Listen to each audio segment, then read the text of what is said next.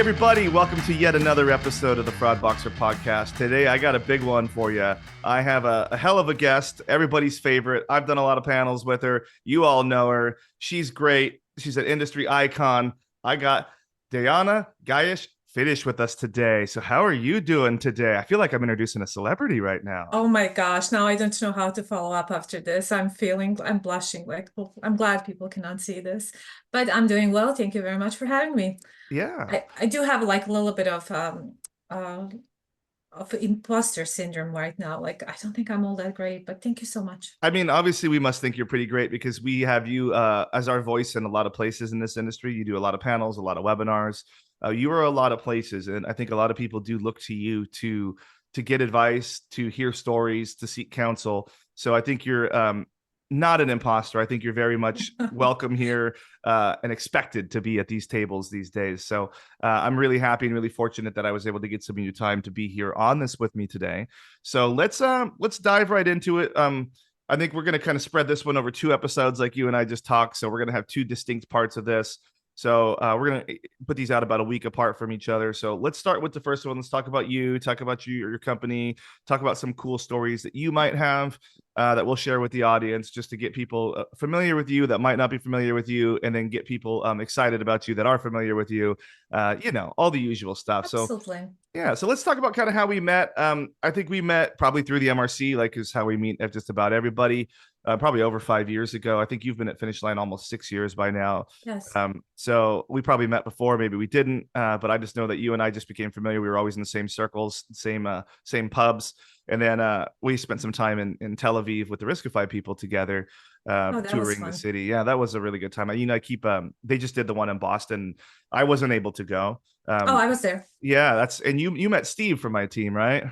Yes. It was actually a pretty interesting event. Yeah, it looked really cool. Steve was sending me a lot of pictures. I was actually at the MAG conference in Dallas at the same time. So, but I was really happy that Steve was able to go in my place. It was really good experience for him. So super happy that he was able to get that and then share him with the industry. I don't get to keep all my fraud people to myself anymore. I try to put them out front. You know how that is. But yeah. But you and I have done a couple of panels together, we've done a couple of webinars together. So yeah, I don't want to be the star of the show here. What was your opinion on those things? Yes, well, we do go back a long way, and I think we met probably 6 years ago at, like you said, one of the MRCs, and I think you are difficult not to notice, just to let you know, even when somebody's not talking to you. So hey, you are known to have an opinion and have a strong opinion. Which I was going to say it's just because I was tall. Well, that's too, but no, you have very strong opinions, and you're not afraid of expressing them, and most of the time we do appreciate that. So but yeah, I think we've been on several panels together, and it's always good conversation. I know we always have full room, we always have tons of questions, great feedback afterwards. So obviously it's kind of a good working relationship here. Yeah, I think that you and I bring our collective audiences together pretty well. You and I like have a good conversation with each other back and forth, a good chemistry, as they say on panels, where we get a pretty good flow going. And I think that we get a lot of information. And I think that as we've gone through fraud trends, we've gone through abuse trends, all the way through like refund stuff. I think we've had some really, really, really good sessions. And I know I've learned a lot on them myself, like a lot of the stuff that you were seeing on some of your RMA refund abuse, I've taken back to my own company and shared that internally. So thank you for that. Oh, you're welcome. One of the feedbacks I got after one of our panels is that we give concrete answers. We give like real life examples, something that audience can literally take and go back, like you just said, to your company and implement whatever suggestion, whatever idea we have. We're not talking really in circles and just giving a bunch of words or phrases that people want to hear. Buzzwords. Yeah. Yes. I think that's an excellent segue into a piece of this and I think we'll talk about it probably a little more in the second episode, but I do think that our industry is winding up at a place where people are hungry for real content and real answers. A lot of these panels have been a lot of like vendors or merchants showing off their companies and not necessarily some of the things that they've actually done, which is fine. I think it's like a lot of people joined the industry over the past couple of years, like coming out of the pandemic. So some of the easier to swallow stuff has been pretty well received. But I think that I think there's a focus coming in now, getting the right people on the right panels so that there's content. Sometimes you'll wind up with like a moderator and three people on the panel. Two of those people will be talking, and one of those people will just be agreeing with everything else they're said. And then you'll see like afterwards, like people will talk about, they'll be like, well, I got nervous, I don't do well in front of people. And like maybe the public speaking isn't the right spot, and I think there's a lot of opportunity when you do the public speaking, but we are paying to be at these things to make sure that we get a lot of Yeah. knowledge out of it. So I think it's really important that the guests have concrete examples, as you said, of things that are happening. So yeah, And what are your opinions? I also think our industry is actually quite generous, even when somebody's nervous, when somebody's really not comfortable publicly speaking. To be honest with you, I am not. I really, every time I have to get out in front of the audience, you could not tell, and a lot of people told me you couldn't tell.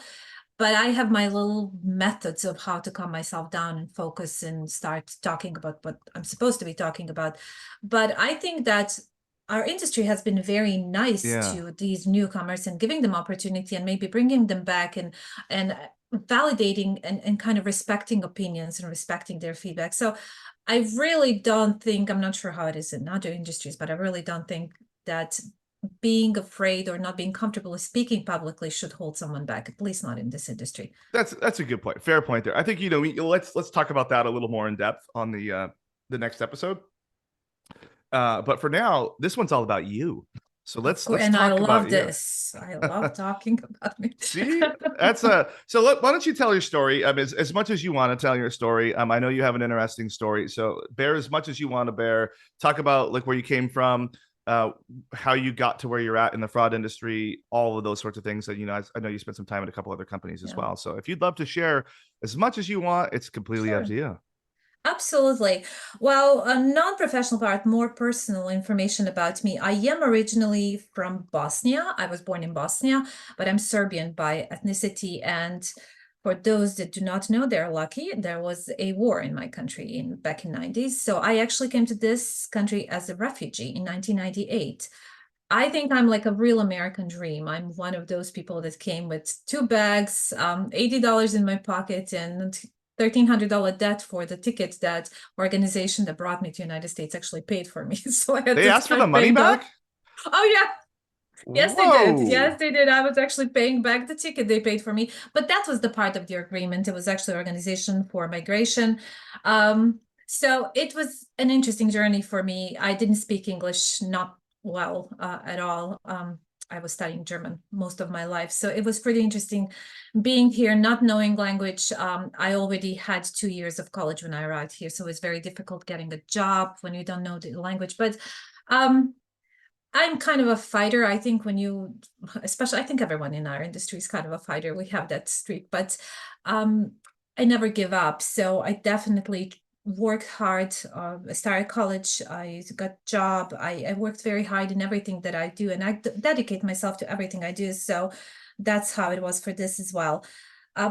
So maybe a year or two after I came to the United States, I started working for Macy's. I actually worked for Macy's for 10 years because I Oh live in wow. Cincinnati now. Yeah, that's why I know a lot of people from Macy's.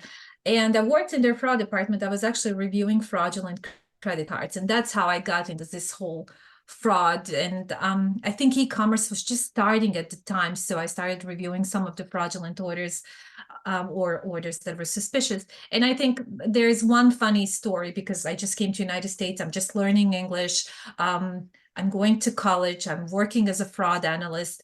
And I think I told this story so many times, but one of the payment processor, one of the credit cards had a automated address verification because back then there was no AVS response when I started. And that's how long ago I started. There was no like automatic AVS response. You had to call the bank and you had to read the address, numeric part and the zip code. And then they say, yes, it matches or no, it doesn't. And then you proceed with the order. So I would call this credit card and they wouldn't understand my accent. So it was constant yelling, zip code. And everybody around me would know that I am talking to this particular credit card company because I'm yelling and cussing there because it cannot pick up my accent. So it was really funny. But that's how long ago I started in fraud. And of course, as e-commerce fraud or e-commerce overall grew, I kind of grew with it. So I always say that I was maybe just fortunate to be at the right place in the right time and learned so much about e-commerce and e-commerce fraud. So maybe that's why I know a little bit more than some of the people in the industry. That's very interesting. I think probably, seeing some of the world events that are happening right now probably is giving you a little bit of flashbacks, I guess is it might not be the Absolutely. right word, but that seeing that happen all over again has got to be kind of concerning. So, yeah. It is, and it's unfortunate. It's unfortunate that it's happening anywhere. I just think anyone that needs to leave their home for whatever reason is just, it's horrible. But I don't know. I always try to look at the bright side. I think when something tragic in your life happens, you have two options. You can either let it hold you back or you can let it go. And I decided to let it go and learn from it. And I'm not one of those that is nostalgic, that I want to go back, that I'm thinking about old times. Like I have a lot of people in my family and my friends that are constantly talking about these old times. And I like to remember that. I go back to my home country. I consider Serbia my home country. I go back there every year, but I'm not that nostalgic. I really think of myself as like a citizen of the world. I will be fine everywhere. I have no issues living anywhere and adjusting anywhere. Wow. What a story. What an amazing story. So thank you for sharing that. Like You're that's welcome. very, very, very interesting. So you're at Macy's, you did a decade there. Then what'd you do? Yes, yes. Then I had kind of a exit out of the industry. I worked with children with mental health disabilities for about 3, 4 Wow. years. I worked for the county here where I live, and I was a coordinator for families that have children with mental health disability. It was a program that actually helped family get the help they need and access all of the services they need. So it was kind of a little bit more of a case management, but more about bringing services that will make particular family happy. What was different about that program than any other traditional kind of conservative programs that exist out there is that they were focusing on each particular family's a vision of happiness. So it wasn't me coming to the family and say, you have to be this way. It was, how does happiness look for you? How does good life look for you? And what can we as a county do to help you get what you need to get to get there? So I'm going to tell you, as much as it sounds different from fraud or everything I do, I learned so much. And I think it opened my eyes to how we are all different, but we are all the same, and how you need to, you cannot judge someone just by what you see. You actually have to understand them, because maybe they are happy in what they do. Maybe they are happy in the way their family functions. So it really did help me learn a lot, and I think be a way better person. It was a That's difficult job, but extremely rewarding job. that is very, very interesting to me. Like I am very guilty of judging books by their covers very often. Uh, I think we're all. and I think that having the way that you put that, like some people are very happy with the way that things are with their life and their family is like really important to realize. You see a lot of people, especially right now in like the political climate of the world, where people are saying if you don't like your life, you just need to change it, or people look down on people like that are working in like service industry and things like that. I think that it's it's really interesting if you really step back. Like some people might like that. Like I get asked all the time, well, not all the time, a few times now, that like what would I do like if I won the lottery, or if one of like these startups like went big enough that I was able to cash out and like retire. And the answer isn't like retire and just run around and eat and drink my way through the entire globe. Is like I would do something. It's going to sound really weird, everybody, but I'm really into giraffes. And I think people that are in this industry that know me know that like I'm really into giraffes. I have a giant giraffe tattoo on my entire upper arm. Half my pictures on social media are giraffe related. Me with giraffes, me driving far to go see giraffes. But if I had like all the money in the world, first, like if it was a lot of money, like if it was like hundreds of millions of dollars, I would totally probably try and open like a giraffe preserve somewhere. In And United States. probably not, because I I don't don't think they're think it would super work. keen. I don't think they're super keen on the climate here. But maybe I try. There's a place up in Oregon that I go to, and I actually pay the extra money so I can have giraffe encounters and feed them lettuce and all that. But I would totally open one of those, and if it was a lesser amount of money that I could live comfortably, I would probably volunteer at a place like the one like Wildlife Safari up in Oregon, where I would like just enjoy being around. Like the work would be hard, but I would enjoy being around in that environment and like caring for animals like that, especially giraffes, and being in that cool environment that's kind of safari-esque without getting murdered by like lions and stuff. Interesting. But it's one of those things like it like those jobs don't historically pay well, like these tech jobs are the ones that pay well right now, but it's not like fraud is my passion. I love fraud. Like I love what I do. I absolutely think it's the greatest thing for me. Like it's the first thing that I've ever been able to talk about for hours and hours and hours on end without ever getting tired. And everything about my life revolves around fraud. But if I had all the money in the world, I wouldn't be doing fraud. I'd be hanging out and kicking it with giraffes somewhere, doing dirty, shitty work. I didn't know that about you. I really didn't. I Oh mean, yeah, maybe because I didn't pay attention. I'm a horrible person, I yeah. I guess. mean, granted, at conferences and stuff, I do typically wear You long do, yeah. sleeves. Yeah. So, I mean, usually in the cocktail hours and the happy hours, I'll roll the sleeves up a little bit. But the giraffe one is my entire upper arm. I'll show you here because you can see it on the video. But Oh, yeah, wow. yeah, it's a big piece. It's my entire upper arm, so from my elbow all the way up to my shoulder. For those Wow. that aren't, and it's full color, everybody.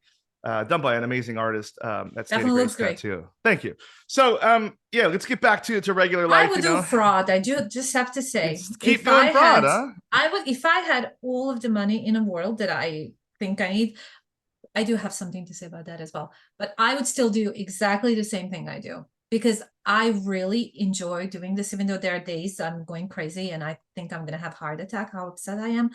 But I would still do this. I would just probably do it on a different level, like more of a training, more of Yeah. education. As you're saying that, like I was thinking about that because one of the things that since I've started this podcast, I've had a lot of joy in having these conversations. And I think it's a different piece. Like, don't get me wrong, like I love being a manager and leading my team, and I love watching my people grow. Like, especially like Steve and KDF, they've really like grown a lot in the last year that they've been working for me, and I'm really proud to put my people out front, and make sure that like they're seen for their achievements. And like I think like you met Steve, Steve, like he's really great at what he does, and I'm really proud to be leading people like that, which it gives me great reward. But another thing, like it's a different type of reward that I get from doing this podcast right here. Despite like if 1,000 people listen to it or if 200 people listen to it, each episode has a different level, and I think it's still very rewarding for me to know that people do listen, and then to do the panels and like the education piece of it.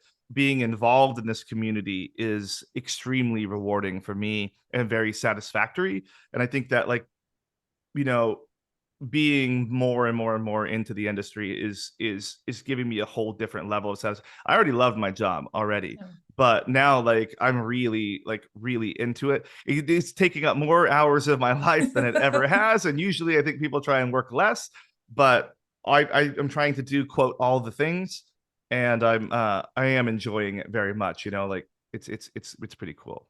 But you know what? I think lately, even with LinkedIn and with all of the social media, there is a lot of focus on life work balance, and there is almost a pressure to work less. But it took me a while to kind of tell myself, I don't have to work less because I enjoy what I do. This is not just a job for me. This is definitely a career for me. And this is definitely my passion. So I enjoy what I'm doing and I do it whenever I have time, whenever I feel like it. The other night I stayed up till, I don't know, almost midnight responding to chargebacks, even though I have a person who is dedicated to responding to chargebacks and he does an amazing job.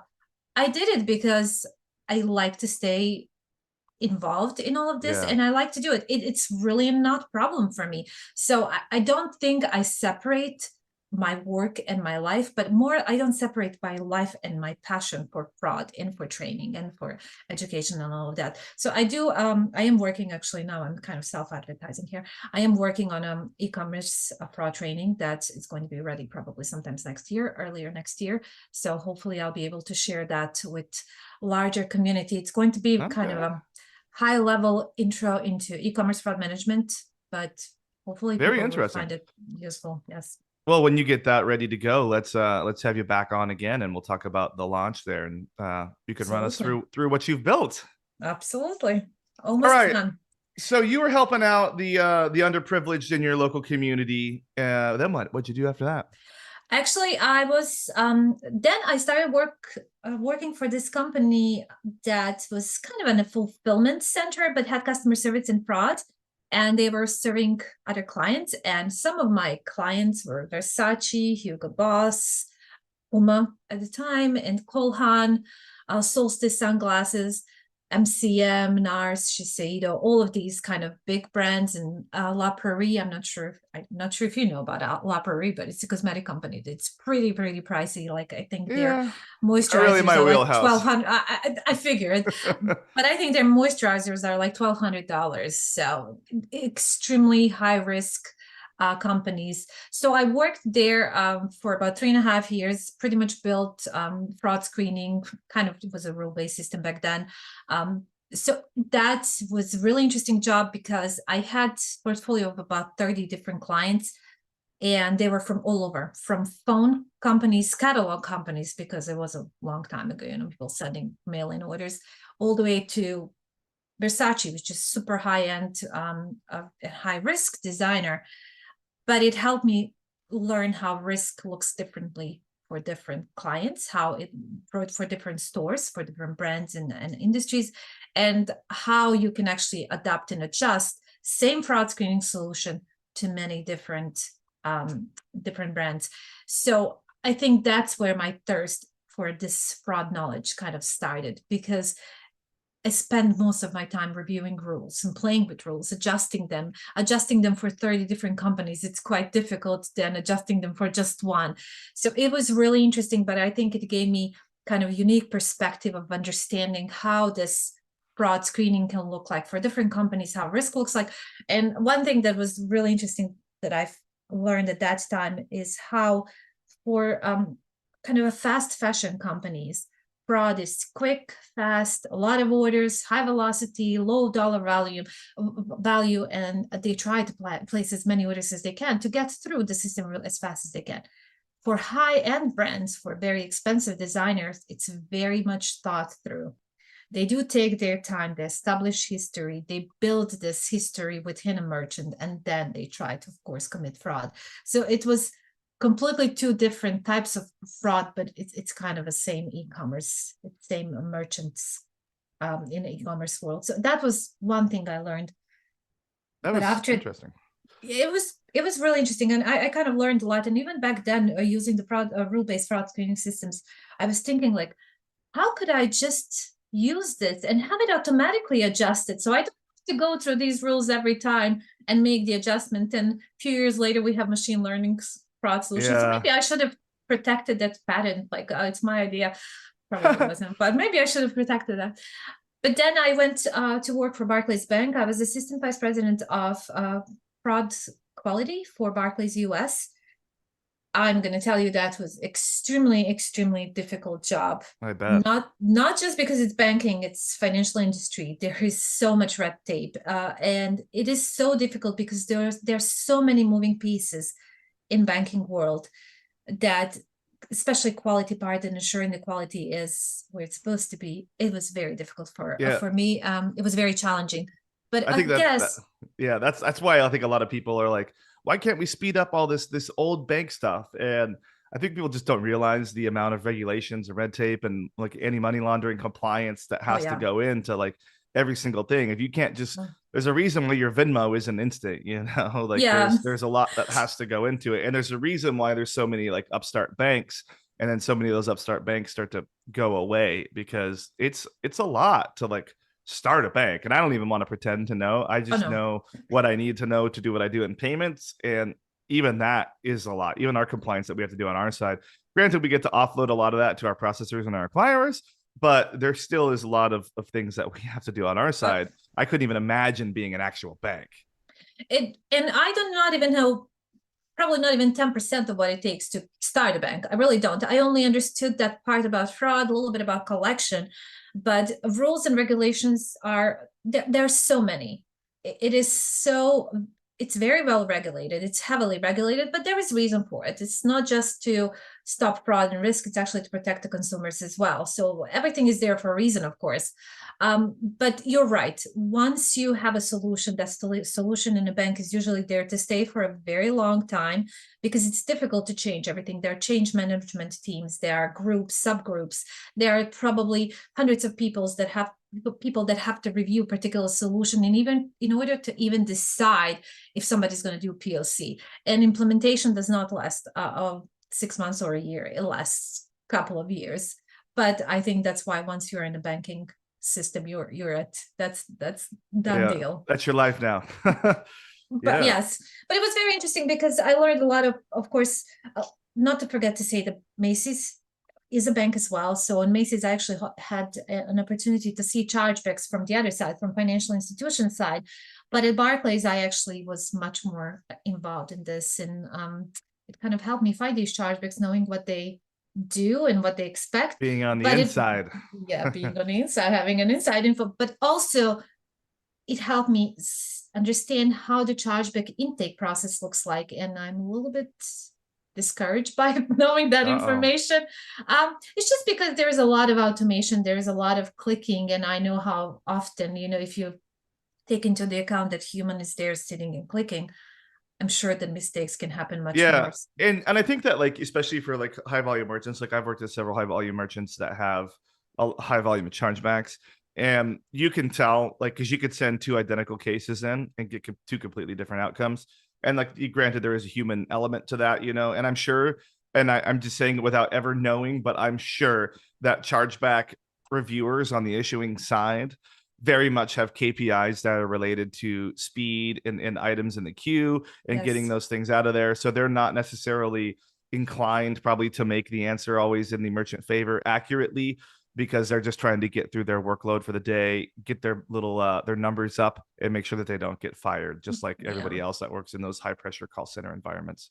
That's correct. I do also think that on the banking side, more than other customer service or other type of customer service, there's much more quality control, because there are groups that are actually checking the quality of this work, going back and making sure that they've done all the steps. But I also think what consumers don't understand, and what also merchants most sometimes don't understand, there are also different levels of that chargeback. We do see it as a pre-notification chargeback or pre-arbitration and so on, but there are other ways to connect to the bank and kind of ask for that chargeback to be reviewed again without going into that pre-arbitration if you submit enough documents. But also, if you're a consumer, they have even more options for getting their money back. Oh They're like, yeah. yeah, I mean, so yeah, I've been fortunate enough to work at merchants large enough that I could call and the banks will pick up, and I could say, yeah, hey, here's a series of cases. I mean, I think American Express was always pretty good at that. If you're a heavy partner of theirs, they're pretty good at listening to the feedback. That doesn't necessarily mean you're going to get your outcome that you want, yeah, but they will at least listen to it. yeah. Which I think is pretty nice. I don't have that luxury at the merchant that I'm at now. We're big. We're pretty dang big. I think we're bigger than a lot of people ever realize. We're several $billion merchant, but I mean, you have to be tens of billions of dollars usually in order to get the actual issuer or the actual network to pick up the phone when you want to complain. But They'll take your dollars, but they don't But always want don't to hear you don't it. you think that's a little bit unfair? Because if there is a Yes. smaller if there is a smaller merchant, they won't get the attention, or they will not be worth their time.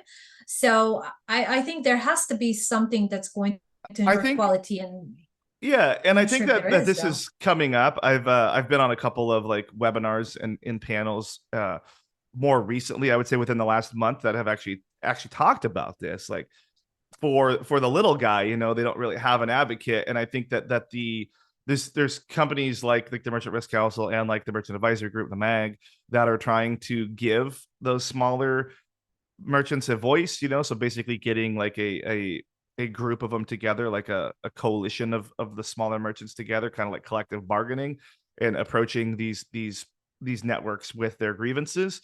I think it does lead to less personalization around the individual grievance, but I think that it's something that people are aware of, that like the big 10 real e-commerce merchants are the ones that have the power in dictating like some of the complaints as far as policy changes go. Like right now, you'll see like MasterCard and Visa make changes to their overall processes, and they don't always take a lot of feedback from merchant community. They'll take it from maybe a couple of merchants, but they don't take it from like the overall community.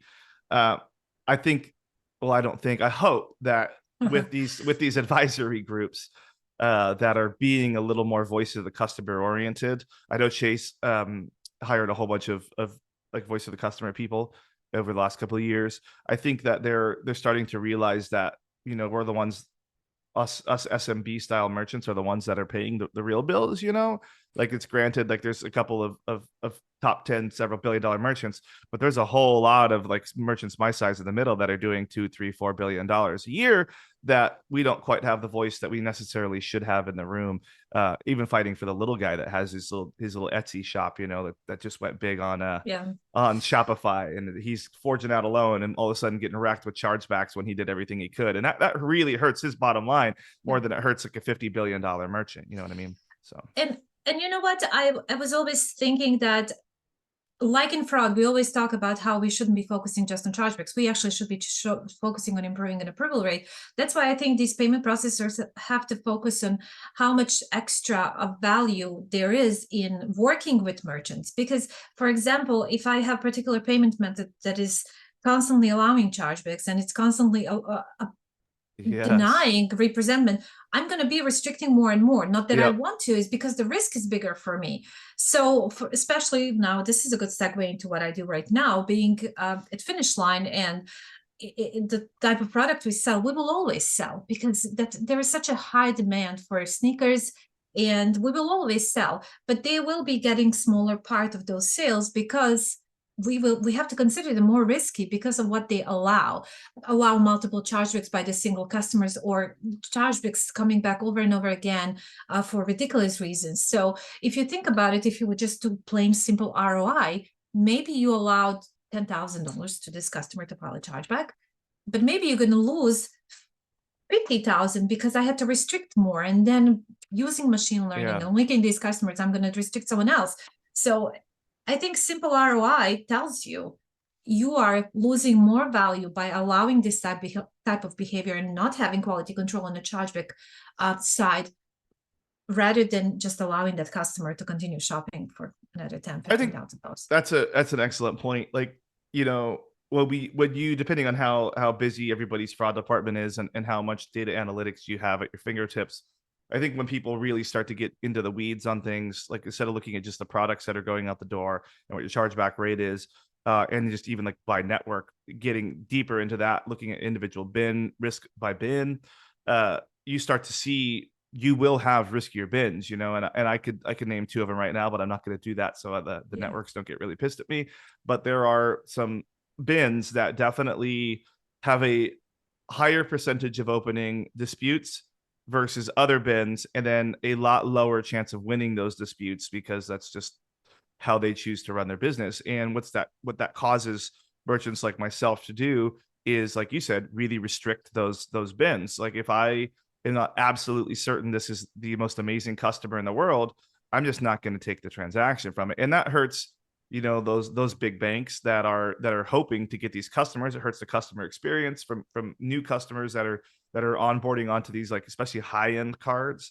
Like, if we have to worry about every single transaction being fraud on that particular card, and then some guy that just got his brand new high-end card and wants to go buy some new Nike Dunks from you, he might be having a worse time just because he's a new customer with a new card, no history, and that's a product of the actual issuer side causing us Policies on their headaches. end. Yes, Yeah, yeah, yes. policies on their end. And I think that, like, there's I think that we need to have that level of granularity around all of our business to see where these things are. But I also think that when we start to bring these things to these people's attentions, they might need to listen. And I think is a great example is, like, there's a non-bank, non-credit card money company that that that has a history of having a lot of easy claims, as they call them, that they allow their customer the benefit of the doubt without ever talking to anybody to open one against it. And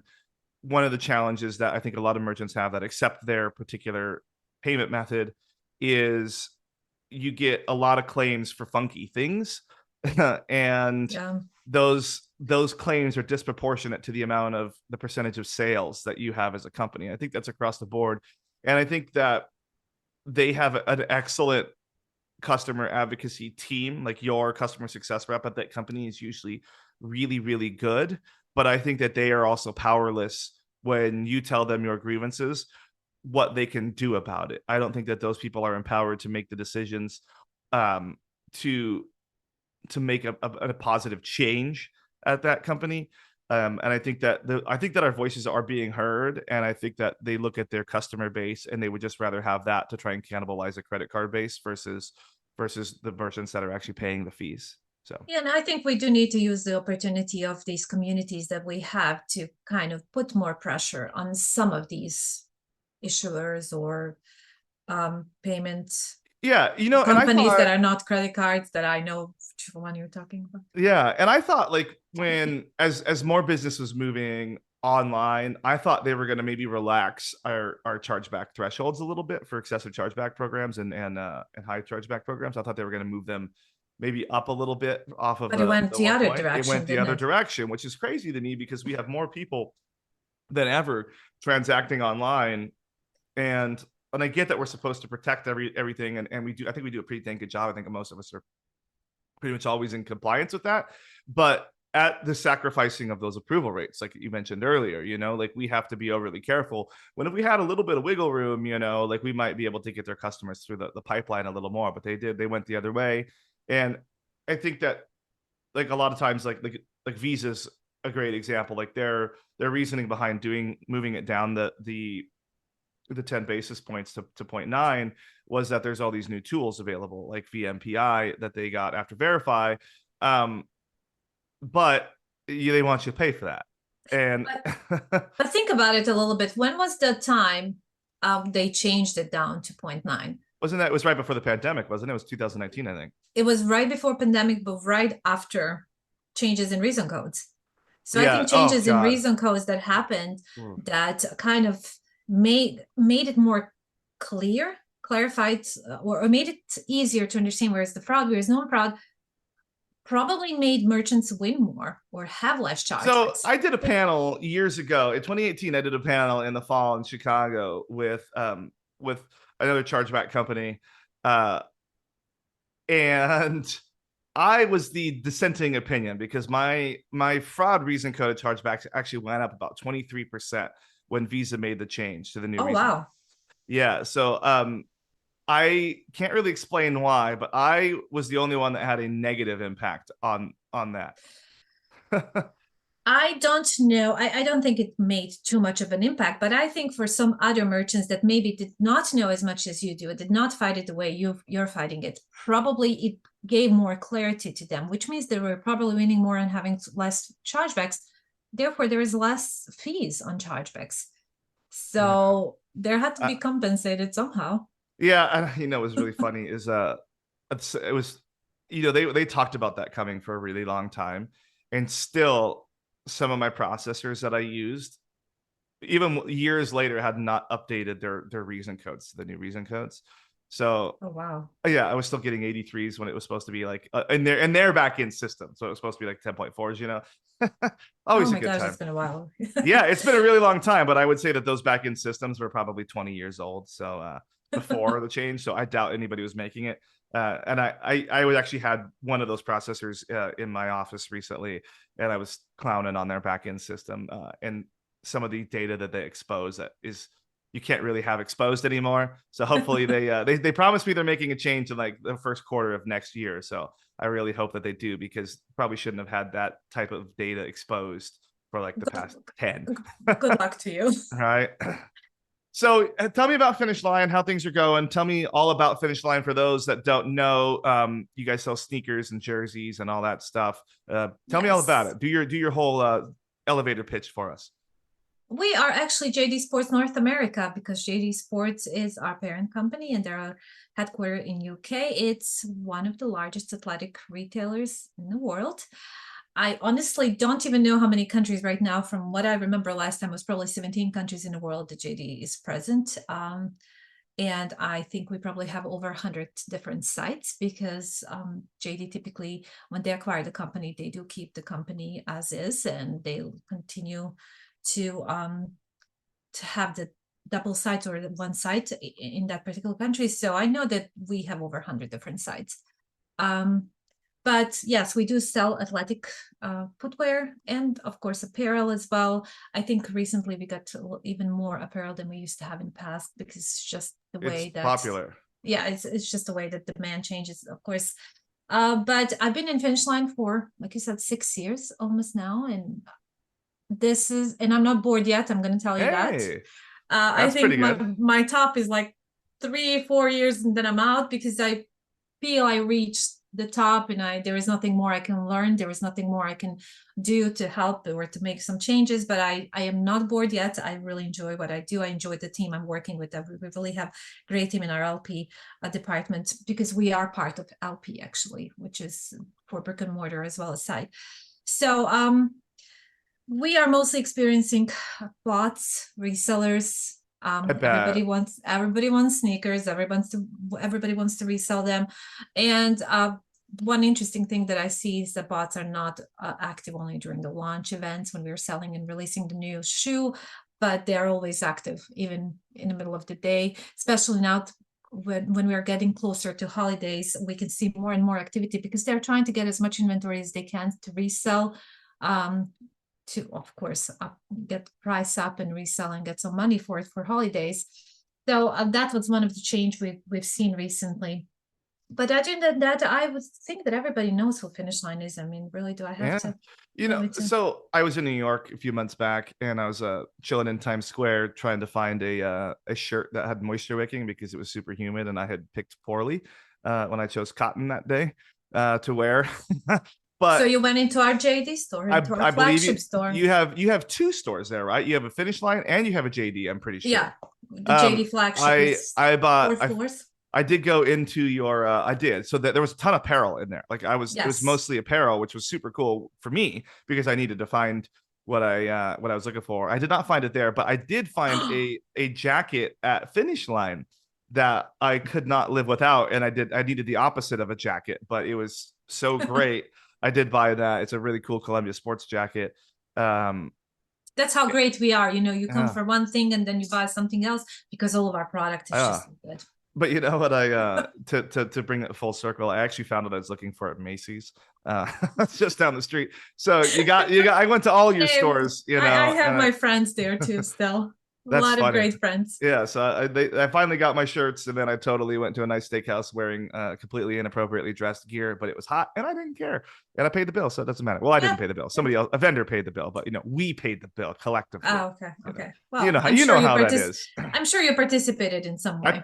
I participated in running the bill up, that's for sure.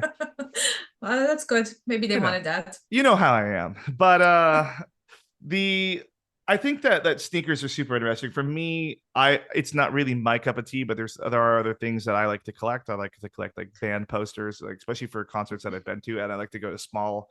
I like to see big bands in small venues, so I try to buy posters when I'm there, and I'm not always victorious. So I do buy those like types of things on eBay and pay way too much for them. So sneakers, I understand why people do it. I just don't think I would ever want to give somebody $1,000 pair of Jordans on Christmas that I know they're probably never gonna wear. But that's just me. But I know that there is a massive community, and I have a Yes. ton of friends. Maybe I should get one of them on here one day to talk about it. But for people like you in your position at your company, it's probably beneficial that there is this demand for this product that you don't have to worry about things sitting on the shelves very, very long. Absolutely. And we actually like those customers. They're very good customers. They're very loyal. We see them coming back and buying new products. But I'm going to tell you, I was actually surprised. I thought I'm going to see risk. I thought I'm going to see fraud when I started first time.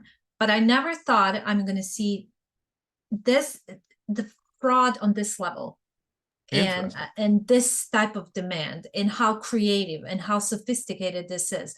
And I think in the last few years it even grew more, where there's a huge demand, especially for some of these limited quantity products. But I was really surprised to see the level of risk that we are facing. I mean, I worked for Versace. Those are dresses for $5,000, $8,000, and I see more risk and more sophisticated risk in sophisticated attacks on sneakers than I did on some of the high-end designer bags or dresses or shoes. So it was really kind of interesting and shocking to me, but I think I'm doing the best I can to make sure I keep these people at bay and stop them. Yeah. Do you happen to have any like couple of like stories, maybe a couple of just even fun Um, case study things or anything you could give us? Yeah. it's kind of interesting that when it comes to fraud, traditional credit card fraud, I really don't have that much because again, we do have a good vendor that stops these, so we really don't have any like wild and crazy stories. There are customers that are attempting, and sometimes they're attempting so many times in so many different ways, changing and manipulating information so often that I feel sorry for them. I'm like, should I just send them a pair just so they can stop? Of course we don't, but I was tempted a few times just pick up phone and tell him, hey, okay, I see you, don't do it anymore, I'll send you a pair, Like just it's stop just now. not gonna work. Just give Not up, gonna man. work. But yes, we do see a lot of attempts. Fortunately, we really don't have anything too crazy. I'm going to knock on wood. I hope I'm not going to jinx myself, especially now before holidays. But what I do see is a lot of other creative ways of getting that money, of making a financial kind of win on there. And I did see a lot of account abuse and account creation abuse. There is one particular guy that I always talk about him. I call him a birthday boy. It was several years ago that I saw him creating multiple accounts and putting their births a day apart for each So he's for trying each to age account. the accounts. It was, but it takes time for the account to age in order for you to even get this birthday code. Yeah. But he was very patient. He went through this for quite some time in a very sneaky and sophisticated way that I didn't catch him. And I found him because we started declining him. He just got too greedy, I guess. And we started declining him. So I started looking at the orders and I'm like, why this customer has so many orders and why are they such a low dollar amount? Because I always talk in my kind of webinars and trainings or anything that not only high dollar orders are fraud or potential risk, low dollar orders are potential risk as well. Because if your average dollar amount is $180 and suddenly you're getting $5 order, I would look into it. And especially when I talk about my KPIs and my key risk indicators and everything, anything that is an anomaly, it's an indicator of risk. So whether that's high dollar amount or low dollar amount, you need to determine what's that anomaly for you. But for me, this particular low dollar amount was anomaly. So I started digging and we started looking for the accounts, started doing linkings, and we found quite a few. So we call him a birthday boy because he was continuously using and abusing these birthday codes and birthday promo gifts. So of course, we found him, we blocked him, we restricted him. I still remember his name. I actually remember the address where he shopped. So every once in a while, I go through all of the orders and try to look for that name and that address just to see if he is still there. He's still trying. He's still trying? He's still trying. It's been probably 3 years. He's still trying. So birthday boy definitely deserves some birthday gifts. Fortunately, he's not Wow. going to get it from us.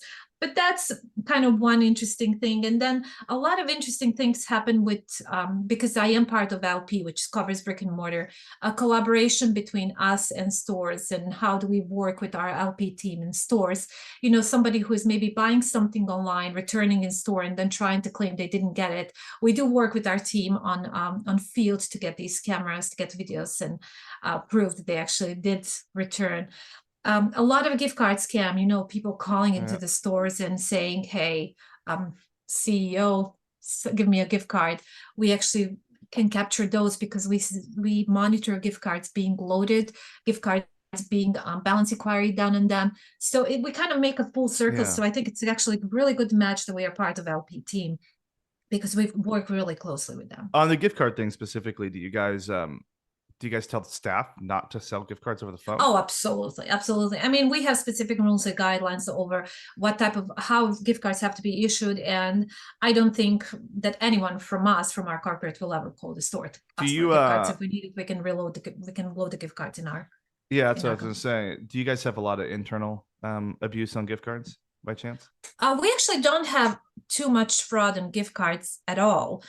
Some very, very low. But what we have done several years ago, I want to say it's been probably 4 years. We changed our PIN code into very, very high number of digits on a PIN code. Mm.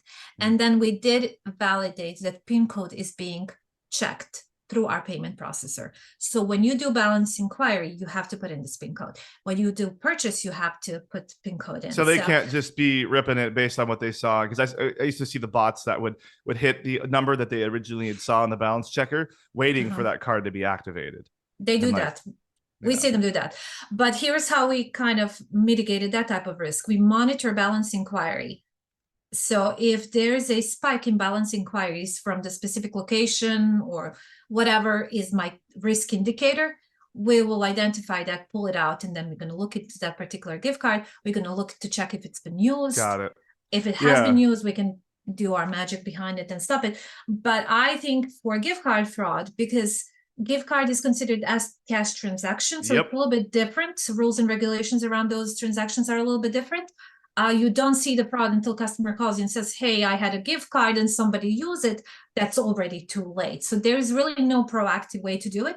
So for me, the best way to handle this was to monitor balance inquiry, because you can see bots attempting 10, 15 times and then failing 10, 15 times in checking that inquiry. Yeah. So I think that's probably the best point. Have you guys done anything around like bot fingerprinting? Like that's some stuff that we're doing where, you know, you can see the same bot trying to hit the actual balance checker, and you can just block that actual bot fingerprint itself, so that bot it won't even be able to see your site anymore. Yeah. As you know, I'm big on cross-department collaboration. So I have a team of 3.